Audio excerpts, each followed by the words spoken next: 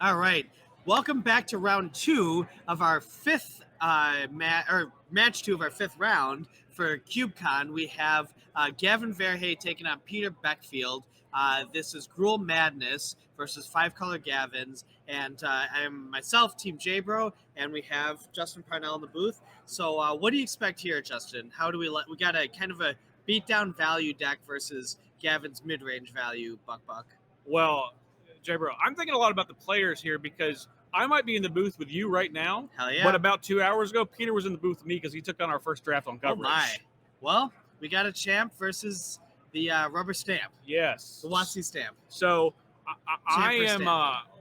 Gavin's deck is great, but Peter also playing something quite different where Gavin is really utilizing the graveyard. Right. Peter is utilizing discard to get a lot of value out of stuff. We have Fiery Temper, we have Arrogant Worms. Yep.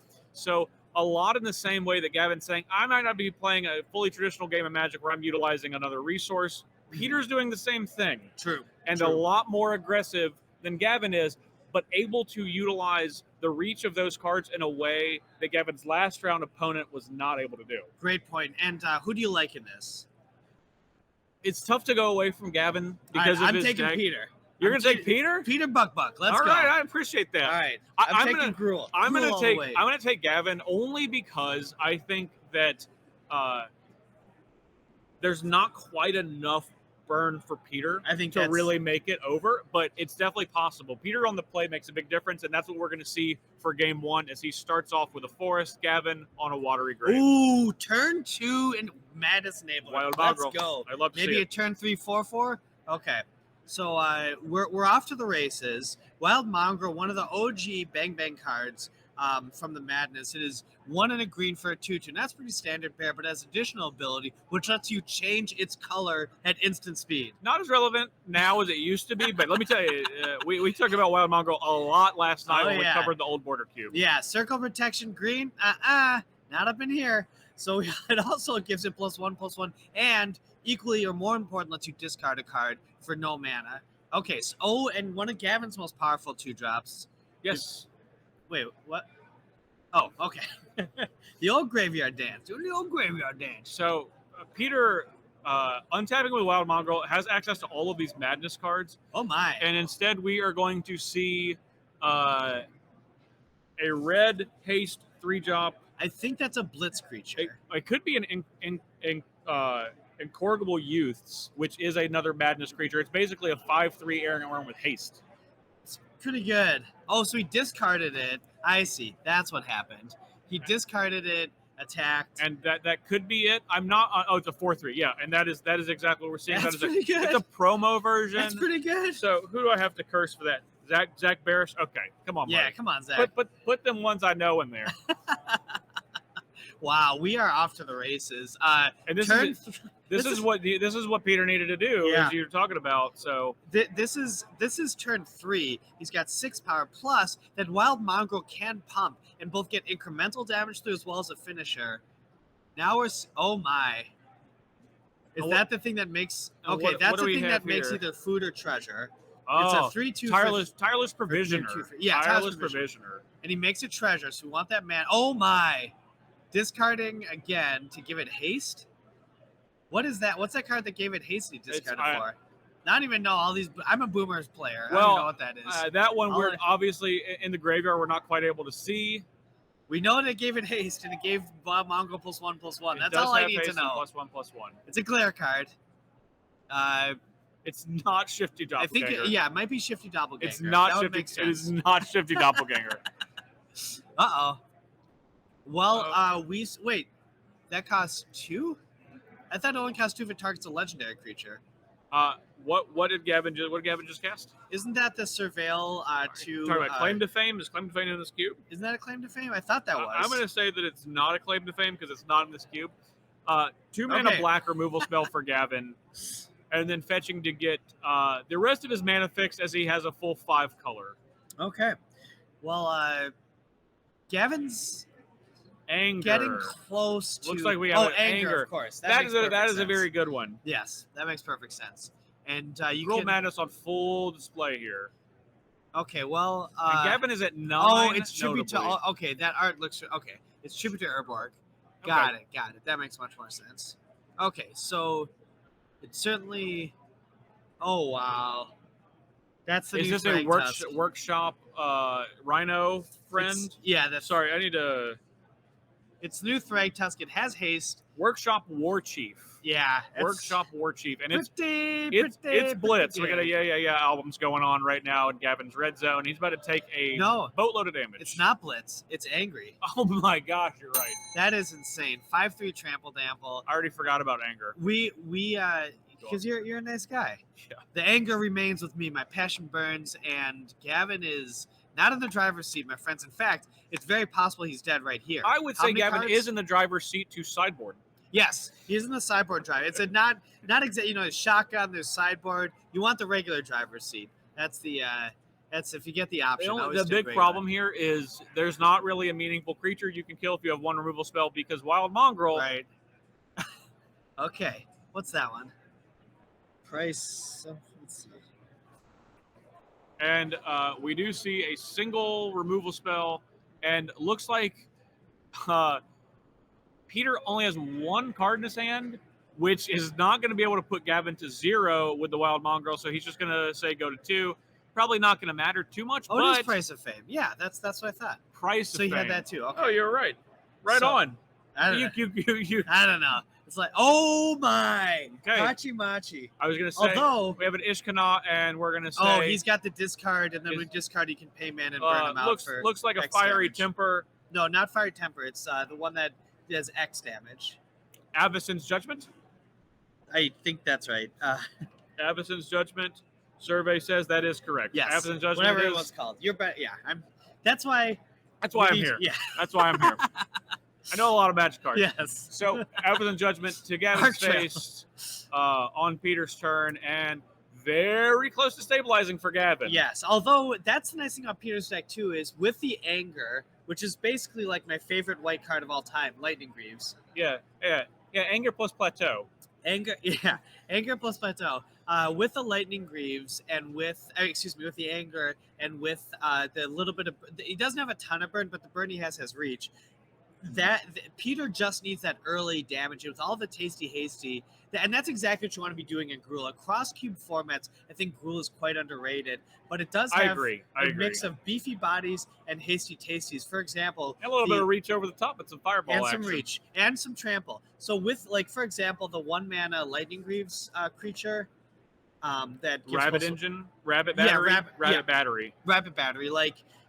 Rabbit Battery is good early, obviously, it's just 1/1 attacker, but being able to give your, Thragtusk haste is great. It's the best Raging Goblin of all time, and I don't think it's close. It's not a goblin, though. No, it's not a strict upgrade. Jim Davis might disagree. That's true. You cannot sacrifice Rabbit Dabbit Habit to Goblin Grenade. Are you defending Jim now? What's it? Are you flip-flopping? Are you pro Jim or anti-Jim? I'm pro Jim unless it comes to competing against him in anything, including hockey, basketball. Jim, I'm taking you down. Whatever you want. So most things. All right, Rabbit Battery, not the best, maybe not the best goblin, but quite good at attacking for 1 on turn 1 and making sure creatures have haste for the rest of the game if you play 1 a turn. That's true. Now, Michael, can you bring up Raging Goblin as well, please? If we can get the portal art, that'd be preferred. All right.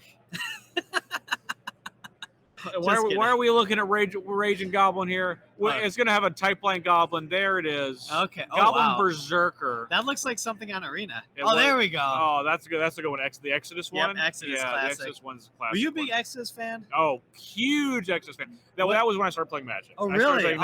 So that's a sweet spot I started playing in 99, so that was Tempest and Urza Block. Yep. Those were all the cards I started with. Fantastic. Okay, yeah, not great shuffling, but we are off to the races. Gavin is on the play. Now, what does Gavin want here? We want to see the 1/3, right? Early blocks. So, I mean, honestly, I think, and this is going to sound crazy, I think Gavin could have stabilized being on the play last game with what he had. Absolutely. If he can go Satyr Wayfinder into a meaningful 3-mana play, a couple of pieces of removal into an Ishkana. Right. Well, you got to remember how much damage he took on that last turn. Right. Just from not blocking. Yeah, just from not blocking. 100%. If he had all of those spiders, that would have been a big difference. And here we see the Satyr Wayfinder on turn 2 This is Huge. exactly what he wants to do every game if he's not casting Grimflayer. Right. And I would even argue Satyr Wayfinder might be better in this scenario. Oh. Because it doesn't need to connect with Peter's face to do its thing. Although a 2-mana 4/4 is very good against Peter's deck. It is, but it's not going to be a 4/4 if Peter also has a 2-drop because he's going to be able to block, and his creatures are generally going to be bigger on mana value. No, I just mean that this can get to Delirium quite quickly. It can. He can just get that 4/4 body out there. It can. And Gavin's now with no pressure being applied on turn 2, and he takes the damage. Okay, so I'm gonna guess he's Turbo Domain, my friend. He's trying to get them 5 lands out. I'm gonna guess that we're getting to Knight of the Reliquary here. Oh nope, not Knight. It's 2 mana. Oh, Territorial Kavu. Okay, 4/4 Territorial Kavu. 4/4 for. Only missing an island. Only missing an island, and we know that Gavin will find that watery grave. And also, by the way, Territorial Kavu is so good in this format, not just because of its extreme body, but the second ability, the second option of its modality is so relevant. Being able to remove cards from graveyards. Or just loot. Or just loot. They're both fantastic. And get what we saw in last round. Yep. Gavin utilizing a loot to Life from Loam mid-turn. Yeah. Life from Loam. Okay. Goodbye. And 90-90. And not sure exactly what removal spell that was, but that was a 4/4 Territorial Kavu. Was it 2 removal spells? There are 2 cards in his graveyard. Now It's really just difficult for me to tell. Yeah, the glare is impossible right now. But did anyone on stream see that? Can you help us out? Producer Michael might be able to help us out. We're just going to keep calling the action and see if we can catch up with it. Oh, Twin Shot Sniper. Okay. And a Pillar of Flame discarded. So Twin Shot Sniper is the 2/3 that you can channel for 1 in a red to do 2 damage, or cast it and it deals 2 to something when it enters the battlefield. That is actually the card that Sam Black won the last one of his rounds with, because it also has reach. Yes, it does. Archers have reach. Easy to forget. And sometimes first strike if they're elves. Sneaky reachy. What's the... Okay, there we go. There we go. Speak of the devil, and it shall appear. Not only is Gavin in the driver's seat, not only is Gavin like generating infinite like... Okay, hold on. We gotta gamble. What are we getting? There's already a loam in the graveyard. Doesn't matter. Get a land. Doesn't matter. Doesn't matter. I'm gonna say Worm Harvest. So Worm Harvest. I'll say... Let's see. Worm Harvest would be the best. I will say we're going to get... I'll say Grimflayer. Okay. Or maybe... Could also see... Yeah, I want a cheap, like, powerful creature here. I'll say that if we don't get the Worm Harvest. Okay. But now that we've got Life from Loam in the bin... Survey says... That's like the same cards happen 3 times. I don't know what it is. It is... Let me look at Gavin's deck here. This is a Kamigawa Neon Dynasty card. Okay. Sajiki Jukai Visionary. Oh, it's the 1/3? Yep. Okay. That's the same card that's hit every single time, I believe. Is that correct? Chat? Okay, so now, yeah, Gavin is firmly in the driver's seat. He's generating so much value. Just the Life from the Loam milling himself. You're basically drawing, how much would you say it's drawing every turn? Like, like 2.5 cards. Yeah, I'd say 2.5 is exactly what I was going to say. 2.5 cards. Yeah. And not only that, but the 2.5 cards are eventually going to be Pelucranos and Worm Harvest. Yeah. Like, okay. We really need to start applying pressure, and Tireless Provisioner is going to help Peter a good ramp card. Build his mana up, so he can play those big monsters, but I don't think his big monsters can compete with Gavin's. Gotta get started right now. Yeah. Like, we can't take another turn of development off. We need to start actually making some impact plays. Yeah, I don't think, as a matter of fact, I'll say this. I don't think it's possible for Gavin to lose at this point. I won't say that.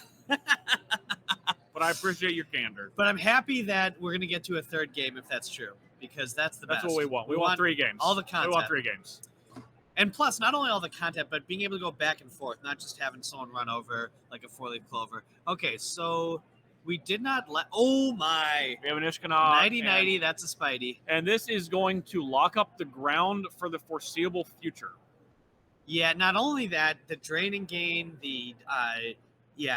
this is rough shape.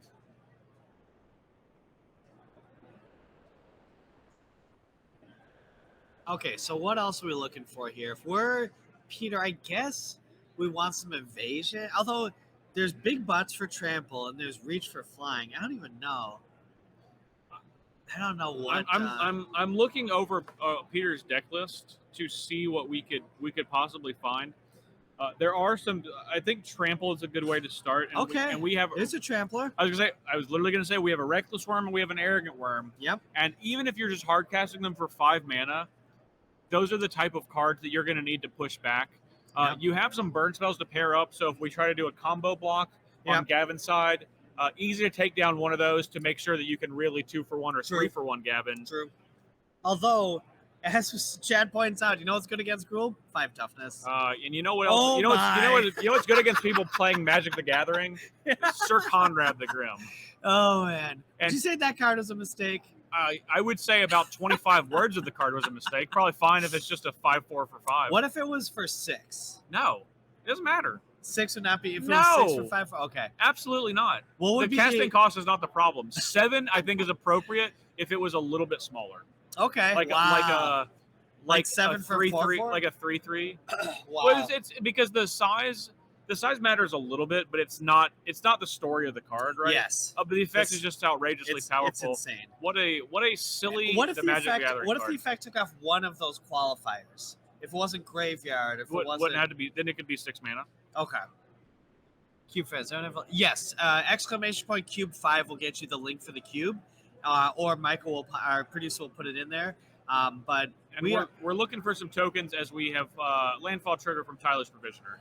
Yeah, we're gonna have a tough time overcoming this for Peter. Yeah. But again, another game. No, well, I mean. Oh my! Hold on. Notice Gavin's cufflinks. What am I noticing about them? They're just amazing. The fact that Gavin not only wear Bucky's colors in the green, the red and white, but also put on the 4-leaf clover.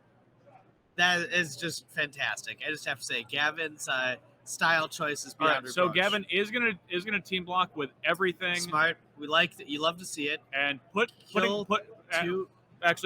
damage on Ishkana. So I think we're gonna see a little Marvel team up action with something from Peter Sands. But again, remember, Ishkana has more text. If you can believe it. It does even more. Can we pull Ishkana out, please? So Ishkana, you can pay 7 to drain equal number of spiders you have. That's currently 4 for Gavin, and we have Pith Driller to take out at last point of toughness. Okay, yep. Pith Driller. Well, Pithy Drithy. Peter's the one that can, that can spread the damage out. So we knew that there was something else coming. Well, bye Ishkana. It's the Pithy Drithy. And we don't know what that card is. It was played and immediately had counters put on it. Let me see if I can figure it out as a red card. With 5 counters? What would that be? It's 2 counters. It's 2? Yep. The 2's on top. Oh, 2/3? No, it just has 2 counters. Oh, just 2 counters, but the numbers are not indicative of anything. No, it has a single die with the number 2 on top. You're looking at the 3 on the side. Oh my. I'm really tired. I thought that was 2 different counters. It is not. That is a single die. Is that just reflecting? Oh man, I'm tired. I thought that was 2 different dice, which would not make sense because there's a 5 on a 1/6d6. But anyway, that's what happens when we don't get sleep. So okay, we're getting life from Loam again. What probably Loam the most wildly powerful, and one of the easy pick ones in this queue. And it's only improved by Sir Conrad. Arcbound Whelp. Nice. Okay, excellent. So a modular creature, a 2/2 for a 3 flyer that has fire breathing. Sir Conrad with any sort of life from the loam or dredge in general is just you can just take your opponent out like almost exclusively that way. It takes so little effort. Because the cards, you don't even have to. The cards just can go into the graveyard from your library. Right. What a stupid card! I hate Sir Conrad. It's such a miserable card to interact with. And like, I love black. People know that I love black. I refuse to play this card, Commander. I will never put it in a cube. Like, it's just. Have you ever played with it? Yes, I've played with it and Throne of Eldraine Limited. It's silly. It's like a mythic rare. Yeah, it should have been mythic at least. Yeah. It's uncommon, right? At least mythic. At least mythic. At or least if not, mythic. hyper mythic. Yeah. You know about the hyper mythics? Yeah, I think those are the Zendikar hidden treasures of Hyper Mythics. That's right. It should have been Zendikar hidden treasure. Yes. Which Gavin's not legally allowed to talk about. Okay, so Peter's making his way. Peter's existing in the game as Sir Conrad. Peter's not dead. Slowly grinds out. Oh, but Gavin got his trading post. Quietly, one of the most underrated cube cards of all time. I don't think Gavin. Where's the trading post in the graveyard? Yeah, I think it's going to stay there. It is. It's just it can't trade for itself. Yeah. No, I'm just saying. I just think it's an awesome card. It's an incredible value engine if you are not under a lot of immediate pressure. Right, and if you are, it can gain you a bunch of life. Trading post. Okay, it does it all. It's again, I think more cubes. If you're a cube owner at home, you don't have some, pick them up. Find room in your cubes for them. It does so much and asks so little. 5 mana to jive. It does all the things. Plus, it makes ghosts. Gavin untapping with this Fauna Shaman, and could be going to get something. Obviously, Paul Ukrainos, and I believe this is. I literally I can slime? never. It is the slime. I can never remember the name of this card. Slogurk. The over slime. Oh, well, and that's pretty good. Eat to extinction. That's an exile. You know that also does? That's Surveils one. But it does not trigger. It does. The night. No, it does not. The night. Yeah. What night? Sir Buck. Why not? Because it exiles. Not if you put a creature from your library into your graveyard from the Surveil. Oh, true. Oh, yes, we're talking about the exile part. Yes, we're talking about two different parts of the card. Sorry, we were two ships passing in the night. Yeah.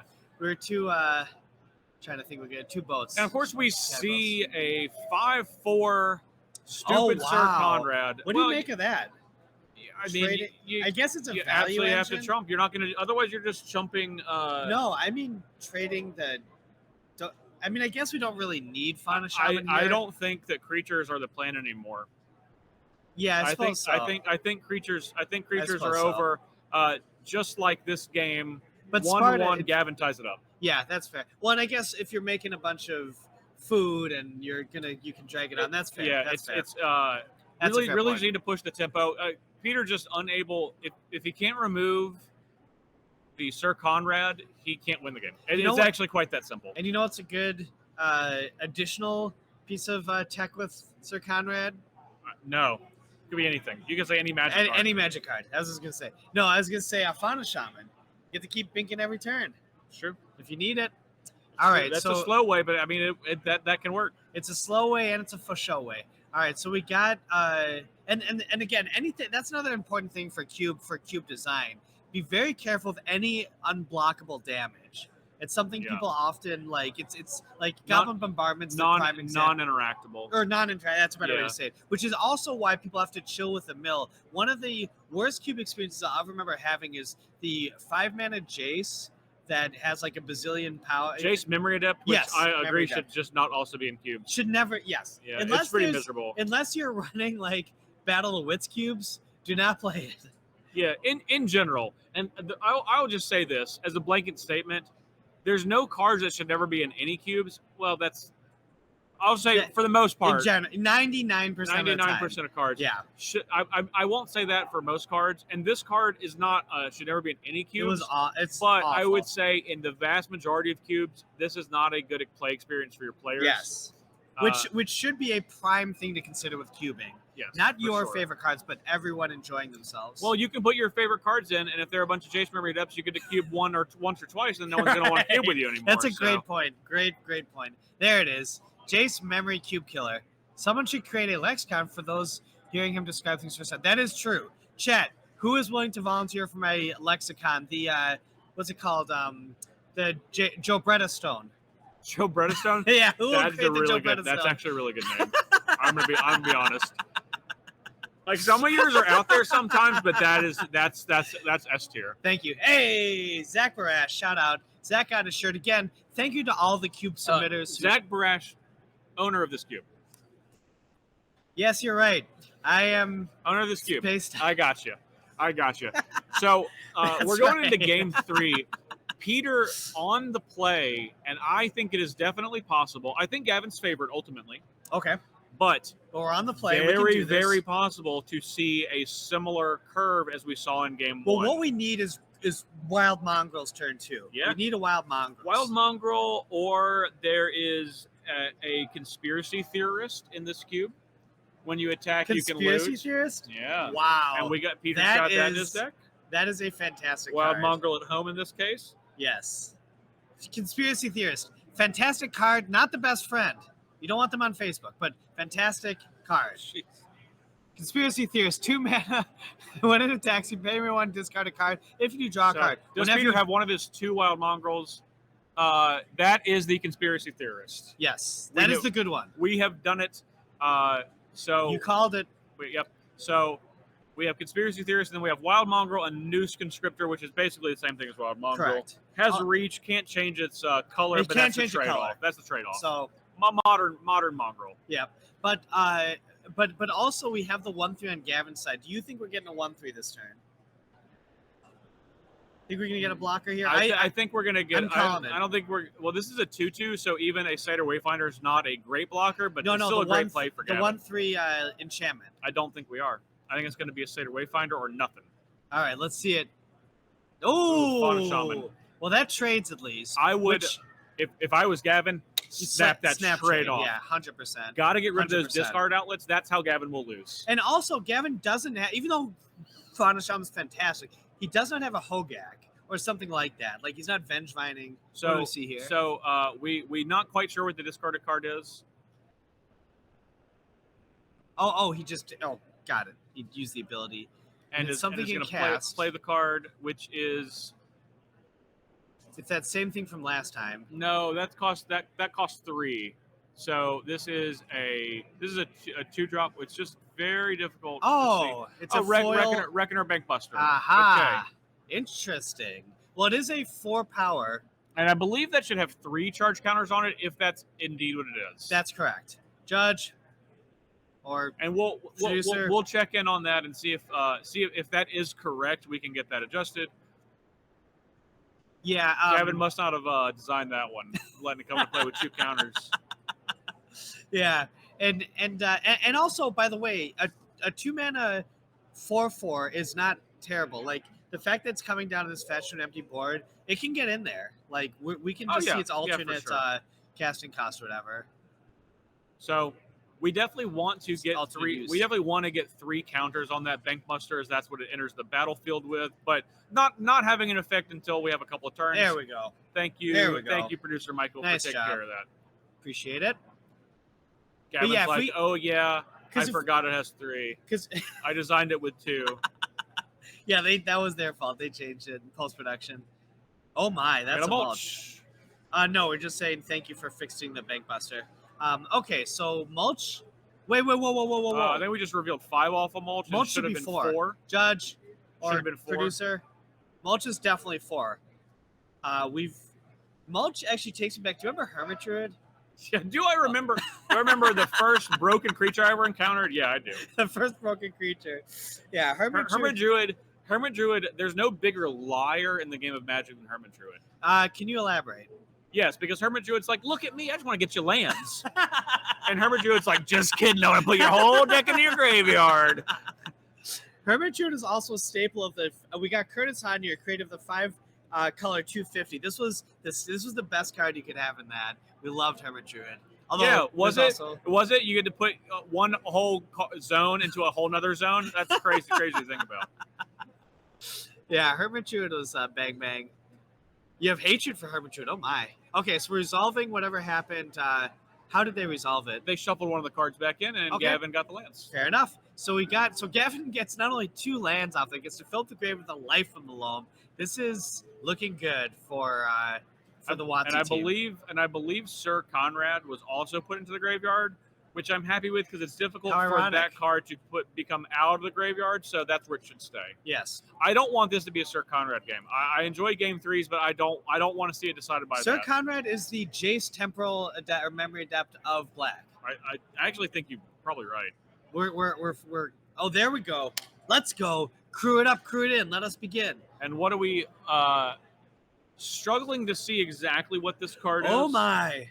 Okay, now that's some reach. That's what I'm talking about, baby. Grim Lavamancer is going to be fantastic in this matchup because one obviously can provide unblockable reach, as we talked about before, but there is a there is a not irrelevant number of creatures in Gavin's deck that 2 damage is going to bank. A loathsome Chimera, to be honest, chat and everyone at home, I actually thought this was Loathsome Chimera from the art, but I was like, that's not in the cube. I'm not even going to look.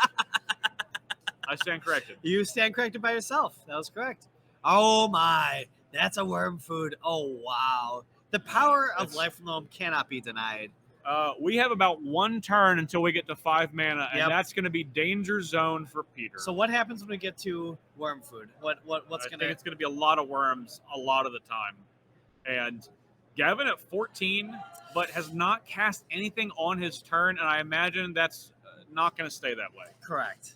Well, worm food is not only going to stabilize, but it's going to get to keep pumping, because it's got Life from the Loam. Remember, like true. It's just unstoppable from this point. So Peter's got to get in, but again, Peter does have reach. We have some burn, we have some trample, we just got to get Gavin low. Yes, we got to get Gavin low. Get low for Peter. So if there's not a good blocker this turn, we can get in for say 7. We're in great shape for Peter. Yeah, I am not as confident as you. So you know what this means? We got the 4 mana removal spell, but it also means we're filling up 1 more card for the graveyard. Well, it depends actually. We don't know if Peter's going to be able to crew and attack, right? He will have to play a larger creature. It needs 3 to crew the Bankbuster. What is this? Anger? We have... Yeah. So it looks like it is Anger going to team up with the Grim Lavamancer, and then we see Price of Fame coming down for 4 mana to take out. I'm gonna guess it's going to take out the Chimera. Yeah. That is my guess.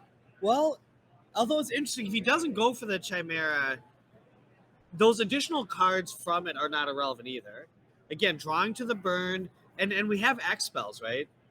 He takes out the Bankbuster. We can do this. Yeah. Okay. So taking out the potential card advantage engine. The reason I think I would have taken out the Chimera is because this is representing the same amount of damage for next turn as Gavin's having to deal with this turn. But remember, Chimera has 1 toughness. That's true. Very bad against worms. Yeah. Though if there's one answer to Chimera, it's classic enemies. Yeah. The bad news is there's about 1,000 answers to Chimera, and Gavin's going to have a few. With Wormharris, Ishkana, Satyr Wayfinder. Yeah. A young Pyromancer token out of the sideboard. Who knows? There's a million ways to get rid of it. But everyone knows the natural enemy of a Chimera is the worm. That's just of course. A battle as old as time itself. Okay, so he's looking. I think we're looking to see if we're gonna Life from Loam here. I think you got a Life from Loam here, right? So here's what it basically comes down to: do I have a land in my hand? Or do I have 2 lands in my hands? I need 2 because I need to play a land. And I also need to pitch a land for Worm Harvest. If the answer is yes, I'm loaming. If I don't, I don't want to take a turn off to mill loam and then have to cast it. Although you do have the time. With how many tokens are we producing? That's a good question. I don't know yet. Yeah, actually, at least 3. That's a good point. At least 3. So Gavin has 1 land. The question is, does he have 2? Obviously, we didn't loam this turn, so I'm guessing the answer is he has exactly. Maybe he has exactly 2. So Gavin at 10 is 5 activations from the Grim Lavamancer, but that seems unlikely. Yeah, we only got 1 ready so far, so Gavin had a virtual 8. And we can start counting down from Burn Rage, and it's all on the table. Gavin's well aware of the Grim Lavamancer.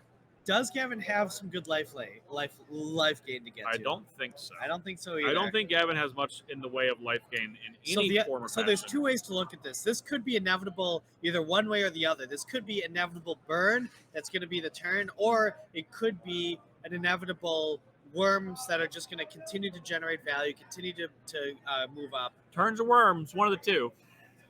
That's right. See? Turns of worms. I'm rubbing it off, yeah. All right, and we have a Tassiger for 4.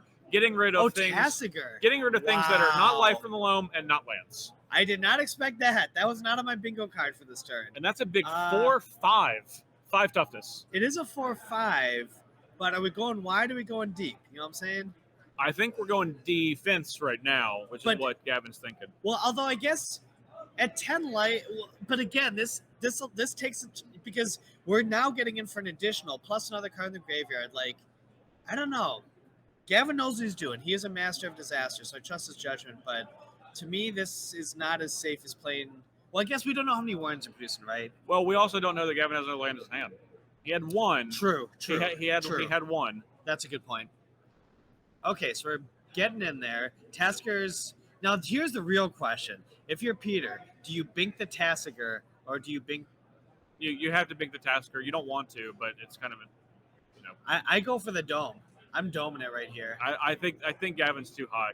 Peter doesn't have a massive wealth of burn. He's got about 3 other burn cards, and he can just have them all. And that's really what it's going to say. But he also has an X one, right? He just needs a discard outlet for it, right? Well, he doesn't have that either. That's kind of the whole issue, right? Is he hasn't had this discard outlet, which is why he's had to work so hard. No, but if he has the two damage one, that's an X spell, right? Never mind, it's right there. And we have Madison Judgment Hardcast, which is basically just wow. And Gavin does not activate in response. What is he holding on to? Something's got to be coming. He's going to kill the Grim Lavamancer, right? He's got to kill Grim Lavamancer here. Yep. Especially when it's tapped out. Madison Judgment is basically forked ball. But it can do X, right? Only when it's madness. Right, but that's the other question. Do we hold on to get him with the madness above and beyond? Do you just wait to draw a madness enabler? Probably not, I suppose. There's not that many in the deck. I actually think it's kind of close, but you only have 2 left. Right. You only have 2 left. That's fair. You have Wild Mongrel and Wild Mongrel at home and News Conscriptor. Hey, we have Caleb Durwood. We have the Cube champion of Wisconsin, Caleb Durwood, passing us by. That still makes me sad, but it's accurate. I lost fair and square. Okay, gamble. We know the text to gamble. What are we looking for here? Well, what I'm looking for is some ways for Gavin to gain life, and I am not. Gavin wants the new Thragtusk that Peter has, but it's not in his deck. It was not meant to be. Yeah. He can't even get the Knight. So. And Gavin is at.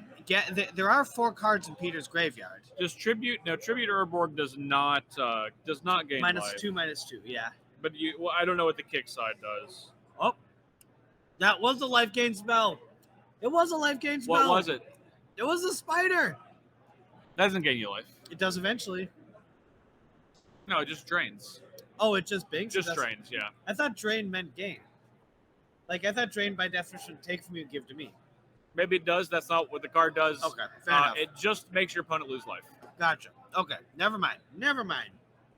Be kind, rewind, never mind. So maybe he got something else. Oh, he got a removal spell, of course. And we get the price of fame, which Gavin is going to be able to surveil too. Wait, you have to price fame there because you can pump and kill. Never mind. And you have to price fame there. Gavin's still not in a good spot because we have a red mana available and a Grim Lavamancer. Gavin's at a virtual 2. No way around that. You're not going to be able to stop this Grim Lavamancer from dealing 2. And life gain. Gavin is in a precarious position. We do not low him here. Oh my. And then we have an activation. And that's all she wrote. And that's it. Ring-a-ding-ding. Peter Beckfield. And we're going to see him in the finals of 2 back-to-back Cube drafts, taking down Gavin Ferry's 5-color Gavins. Well, bless up to the 5-color Gavins. That was a pleasure to watch. Great deck, stretching the format. It's exactly what you want from Cube. Peter as well. And again, I want to reiterate the power of Gruul in most cubes that are geared towards something else because people sleep on it. Okay. Yeah. Michael, let us know we're back. So we have a fantastic we just have a fantastic example of stretching, like doing the coolest stuff you can, but also just consistent, regular beats, a little bit of reach with burn. Yeah. Just 2 great archetypes. Two you don't need a lot. Stretch across the ether of Magic Cubism. Yes, absolutely. Yeah. Yeah. Power, toughness, and a little bit of reach. That's all you need. That will historically always be a good combination in pretty much every cube. And if you got the taste for it, get the haste for it. Being able to anger your powerful green creatures is just that's why Gruul is so good. Mm-hmm. It's the haste. I also think there's a lot of underrated Gruul cards like Hana and Alana. You got the 3-mana Planeswalker that gives haste. that can give mana. Gore Clan Rampager. A lot of stuff going on, and we're gonna see in our next match that's gonna come up next round, because we're getting ready to go into round 3, the trophy round. We're gonna be able to see Peter pilot his Gruul deck for a chance for his second trophy of the day. Wow, 2 for 2. What are the odds? We're definitely gonna be seeing Peter tomorrow. Yes, in top 64. No Peter problem. will top 64. Yofi Tofi, it might be another trophy. We are thrilled to see it. Again, thank you everyone for hanging out with us. We love producing this, having content for you. We love having. Is anyone undefeated? We had one undefeated gentleman, but he lost. It's no one's undefeated anymore. We had one person until I think last round. He lost. He lost one match. We got a lot of people, but he's at the top of the leaderboard. Yeah, we have a lot of people that are close to undefeated, but no one fully undefeated yet. So that's right. And actually, that's great. We want there to be, we want people mixing it up. We want that diversity of skill sets. And can we talk a little about, so top 64 is going to be fantastic. If you do anything, if you watch any content, if you like anything you see, you definitely want to tune in tomorrow for the top 64, top 8, because we're going to have, so the way it is, the top 64 point getters, for every win you get a point, and for every trophy you get 3 points. In other words, if you 3-0 your cube, like Peter did last time, you get 6 points. Now, the top 64 point getters will all advance. Of those top 64, because 64 divided by 8 is 8, we will have a trophy winner from each of those going on to the finals, the top 8, and that is going to be amazing. 8 random drafts tomorrow. All 64 players are going to be unseeded. Records aren't going to matter. Yep. You just get there. If you're 61st place, first place doesn't matter. Everything's resetting for tomorrow. Going to be seeded into 8 individual drafts, and each of those drafts is going to have a 3-0. They're going to be untimed to make sure that we have a winner. Those winners are going to be for competing for CubeCon champion. That's right. The best Cube tournament ever. Besides yours. No, this is better. Well, you won that one, so maybe so, yeah. I think the structure of this is better. Yes, 100%. I think the structure of this is better. Although, the nice thing about your was that I only had one cube to practice with. You know that popper cube, I ran back like, I like you said a dozen times. I was thinking about it every night. I was like the 2-for-1, blue has 17 2-for-1s. Black's got 16. Red's only got, I was like going through all this stuff. Like, yeah. You did your homework, no doubt. I did my homework. And I think that this is a lot harder to do that in because we have so many cubes. Not only so many cubes, but the range of diversity. The variety is incredible. The dichotomy cube from the rainbow cube. Good grief, God, to see if we're doing everything. Should we take a quick break before the next round? Let's take a quick break. There's a little bit. They're finishing up the round. We're going to take a quick break. We need you guys to calm down because we obviously have some fire and some haste and some big punching that's going to be coming from Peter Beckfield's Gruul Madness deck next round. So we're going to take a quick break. Don't go anywhere. We'll be back with CubeCon in just a moment.